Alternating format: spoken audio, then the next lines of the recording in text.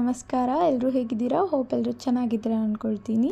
Welcome back to ಮತ್ತೊಂದು ಹೊಸ video. ನಾನು ಲಾಸ್ಟ್ ಟೈಮ್ ಹೇಳಿದೆ 365 ಡೈಲಿ ಒಂದೊಂದು ವೀಡಿಯೋನ ಅಪ್ಲೋಡ್ ಮಾಡ್ತೀನಿ ಅಂತ. ಬಟ್ ಮಗು ಚಿಕ್ಕದಿರೋದ್ರಿಂದ ನನಗೆ ವೀಡಿಯೋಸ್ನ ಕಂಟಿನ್ಯೂ ಮಾಡೋಕ್ಕಾಗ್ದಿರ ಡಿಸ್ಕಂಟಿನ್ಯೂ ಮಾಡಿದೆ. ಇವಾಗ ನನ್ನ ಮಗನಿಗೆ 1 ವರ್ಷ 1 ತಿಂಗಳಾಗಿರೋದ್ರಿಂದ ಸ್ವಲ್ಪ ನನ್ನಿಂದ ದೂರ ಇದ್ದು ಆಟ ಆಡ್ಕೊಳ್ತಾನೆ.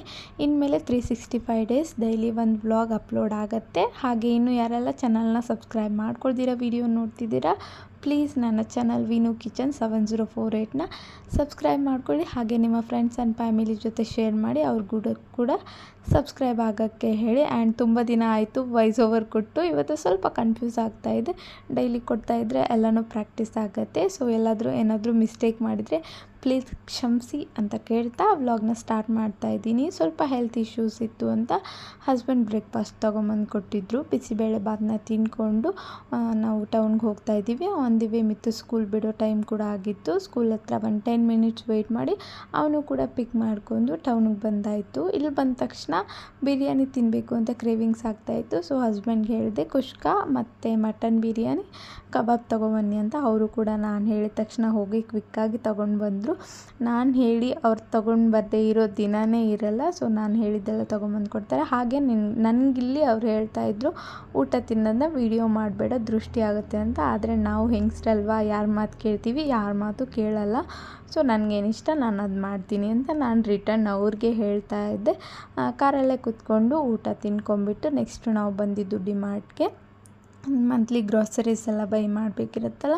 ಸೊ ನಾನು ಬರಬೇಕಿದ್ರೆ ಲೀಸ್ಟ್ನ ಮರ್ತು ಬಂದಿದ್ದೆ. ಹಾಗೆ ಇಲ್ಲೊಂದು ನೀವು ಅಬ್ಸರ್ವ್ ಮಾಡ್ಬೋದು, ಇಲ್ಲಿ ಸೆಕ್ಯೂರಿಟಿ ಚೆಕ್ ಆಗುತ್ತೆ ಎಂಟ್ರೆನ್ಸಲ್ಲಿ. ಈ ಥರ ಸೆಕ್ಯೂರಿಟಿ ಚೆಕ್ ಏನಾದರೂ ಏರ್ಪೋರ್ಟ್ ಅಥವಾ ಮಾಲ್ಗಳಲ್ಲಿ ಮಾಡಿದರೆ ಏನಾಗುತ್ತೋ ಗೊತ್ತಿಲ್ಲ. ಇವ್ರು ಮಾಡೋದೇ ಬೇಡ ಅಂತ ಅನಿಸುತ್ತೆ. 1 ಸೆಕೆಂಡ್ಸಲ್ಲಿ ನೀವೇ ಇಲ್ಲಿ ನೋಡಿದ್ರಲ್ಲ ವಿಡಿಯೋದಲ್ಲಿ ಎಷ್ಟು ಸ್ಪೀಡಾಗಿ ಮಾಡಿದರು ಅಂತ. ಹೇಗೋ ಅವ್ರ ಡ್ಯೂಟೀಸ್ ಅವರು ಇಷ್ಟನೋ ಕಷ್ಟನೂ ನಿಭಾಯಿಸ್ತಿದ್ದಾರೆ.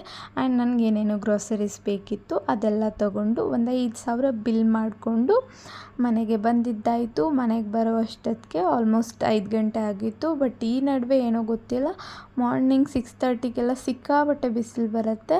ಆ್ಯಂಡ್ ಈವ್ನಿಂಗ್ 6:30 to 7:30 ಆದರೂ 7 o'clock ಆದರೂ ಕೂಡ ಬಿಸಿಲು ಕಡಿಮೆ ಆಗಲ್ಲ. ಇದೇ ಥರ ಇರುತ್ತೆ. ಸೊ ಬೇಗ ಅಡುಗೆ ಮಾಡಿ, ಹೆಲ್ತ್ ಇಶ್ಯೂಸ್ ಇದೆ ಅಂತ ಹೇಳಿದ್ನಲ್ಲ, ರೆಸ್ಟ್ ಮಾಡೋಣ ಅಂದ್ಬಿಟ್ಟು ನಾನಿಲ್ಲಿ ನನ್ನ ಮಕ್ಕಳಿಗೆ ಇನ್ಸ್ಟಂಟ್ ದೋಸೆ ರೆಡಿ ಮಾಡ್ತಾಯಿದ್ದೀನಿ. ಅದಕ್ಕೆ ಒಂದು ಬೌಲಲ್ಲಿ 1 ಕಪ್ಪಷ್ಟು ಅವಲಕ್ಕಿ ಅಂದರೆ ಪೋಹ ಅಂತೀವಲ್ಲ ಅದನ್ನ ಹಾಕ್ಕೊಳ್ತಾ ಇದ್ದೀನಿ.